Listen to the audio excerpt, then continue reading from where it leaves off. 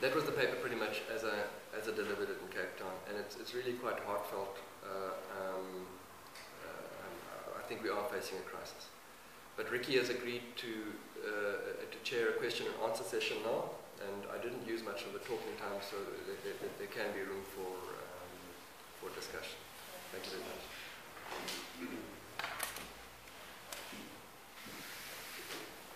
Okay, so any questions?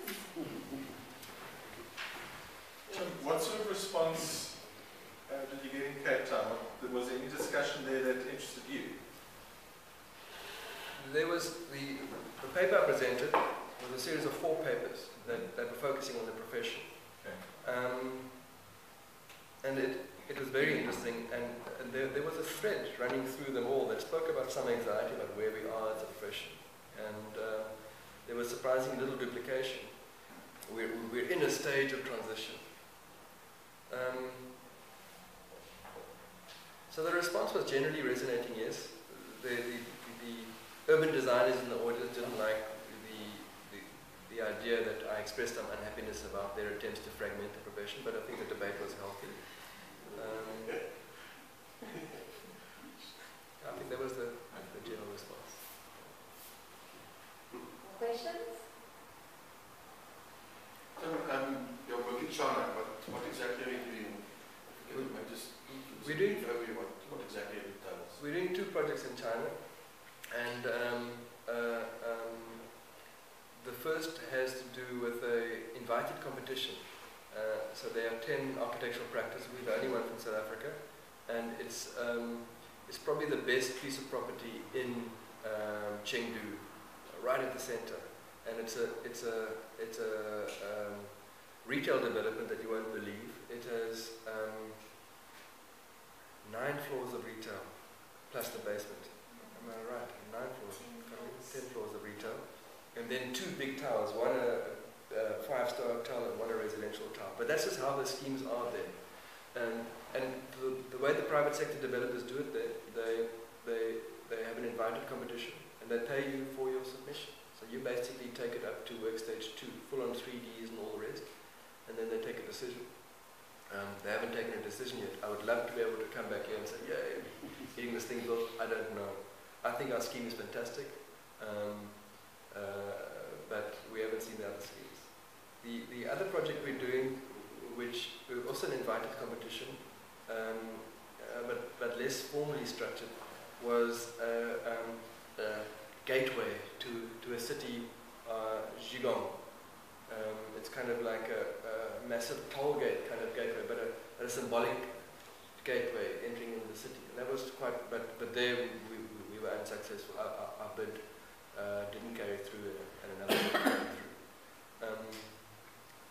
What I can say though from our experience in China is when I first arrived there, I suspected that it may be very difficult for us to compete, and I thought maybe it was just through the very significant efforts of Zhang Hao that we managed to get our way in there. But when I found, in fact, that the skill set that we have to offer as South African architects is actually very much in demand there. It's not the same. The Chinese architects don't generally, a broad generalization, don't generally have the kind of skill set conceptually that we are able to provide. And in fact, we were up every night until late because we were receiving delegations of architects in private practice and from the university that were wanting to meet with us to structure some kind of a joint venture, some kind of arrangement and all the rest. So the skill set that we have, I'm very proud of, us generally coming out of this South African environment, is a strong one still. And this is why I feel so strongly that we got to work so hard to defend it, because it can easily go away. It can easily, if we submit ourselves to what's happening now, where the lowest cost price is what determines, our clients will get the lowest price. That's what happened in China. They eventually, because they're powerful, public and private sector developers are powerful, eventually they do get what they want, and if low price is what they want, they will get it and will deliver it. But we will continue as architects to feed our families. How do we do that? We just give a crapper service. We give less of a service, we spend less time. So it will, I'm very keen that we defend ourselves against that in some way. And I'm not sure how. This is a very, very difficult problem. But if we continue the road that we're walking on now, we're going to end up like the Chinese profession has, where they now need to say yes sir, no sir to the Western architects that are brought in. And the same will happen here. We will open our doors to the Germans and the Americans and the British because they'll be able to do it and we won't be able to do it. Rory? Thank you. Tim, what efforts is the Institute of Architects taking to try and get government to change its tender policy around architectural services? Now, just been to the UK, and there are institutes who specialise in theatre work, a lot of which is done for government. And almost all the work they do is work done in competition. Government seems there to be more competition-orientated rather than tender-orientated. Whereas here we're just on that old tender route, which is completely disastrous for all kinds of things. What does the Institute do to try to get that changed? The Institute is working at a national level, but we're doing some very interesting work here locally. Locally, we realize that as the East Cape Institute of Architects, we realize that we are now not well positioned to get legislation changed. We realize that we are not well positioned to confront issues that may end up in constitutional discussions, but we have taken on specific battles that we have chosen. And the big employers here in the Eastern Cape include people like the municipality, the university, the Regional Department of Public Works, the National Department of Public Works. And each of those institutions we've chosen specific battles for. Some of them are litigation oriented, some of them are convincing oriented, and we've managed to count small victories. Even the smallest of victories, well, one of the victories that we're very proud of is we managed to convince the university, in fact, that they will receive no tender that has a discount greater than 10%. This is what they've just committed to about a month or so ago, which was a hard-fought victory for us.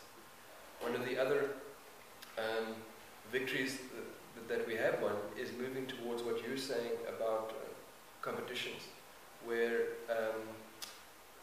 we've negotiated a gradation of projects, and those of strategic public nature, very visible nature. The municipality has committed to public competitions for those as well. Department of Public Works not yet, but they're open to the idea, and the same with the region. The bad news is that it's very, very difficult, and each of these battles is in itself very energy consuming. And the Institute of Architects is no more than a club of interested architects that are in private practice that have energies limited to what they're able to convince their partners that they can spend out of their office. So we are outnumbered, we are outgunned, we are outstaffed. We are, to be honest, within these closed walls, we are no match for them. They are much bigger, they're much better, they're much more organized. They've got expensive lawyers on their side. They've got hours and hours and hours of time paid in bureaucratic salaries. But we have won some battles and we continue.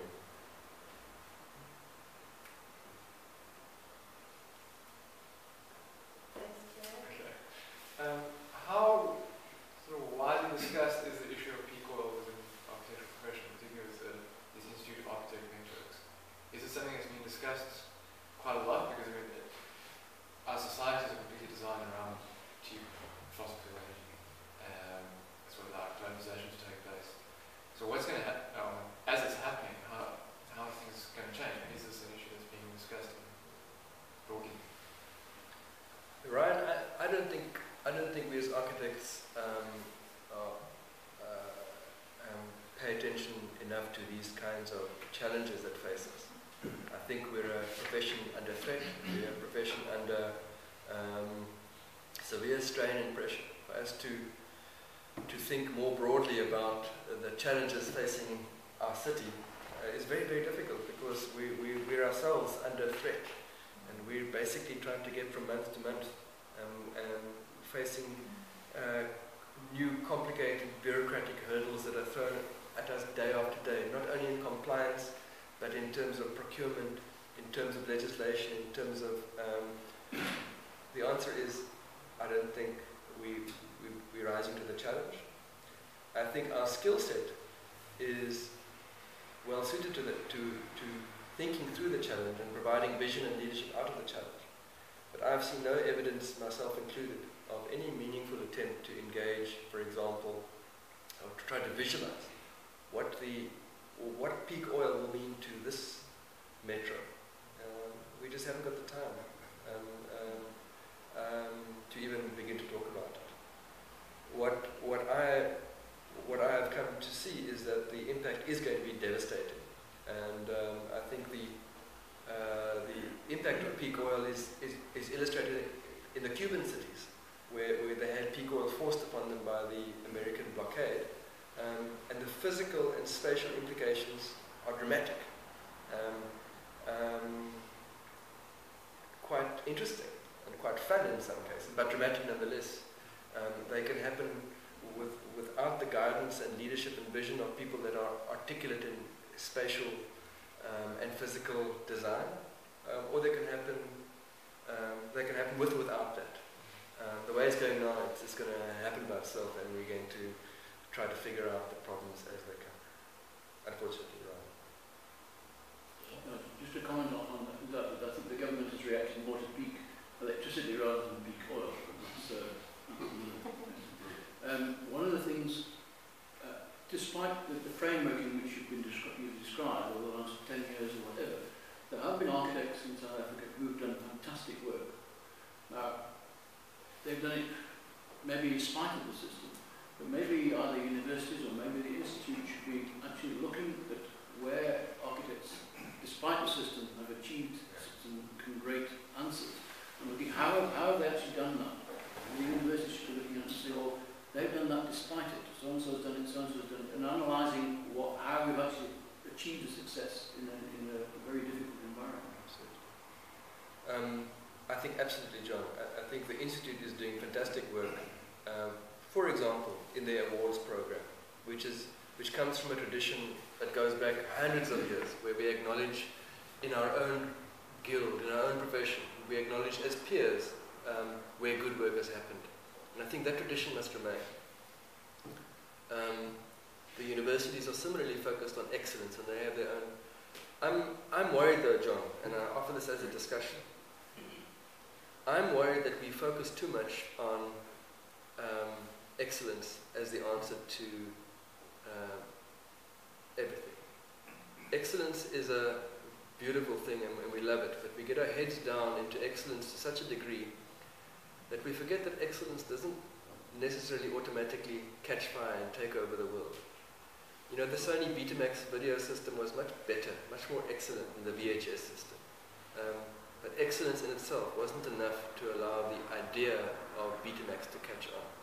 Excellence in architecture is great, but right now is limited to a very small crust, a very small group of architects, very small group of projects.